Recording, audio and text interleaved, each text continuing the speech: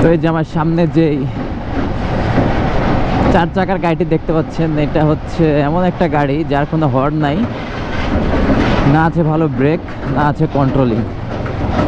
কিন্তু এটার যে গতি দেখলে আপনারা অবাক। দেখেন, এর কোনো ইন্ডিকেটর নাই, কিছু নাই, হাত হচ্ছে ইন্ডিকেটর।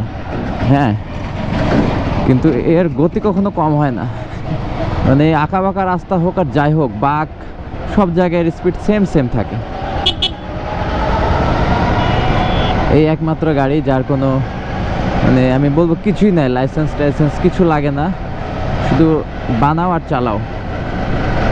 এই গাড়িগুলো খুবই ডেঞ্জারাস, এর পিছিয়ে থাকা যাবে না, আগে চলে যাই।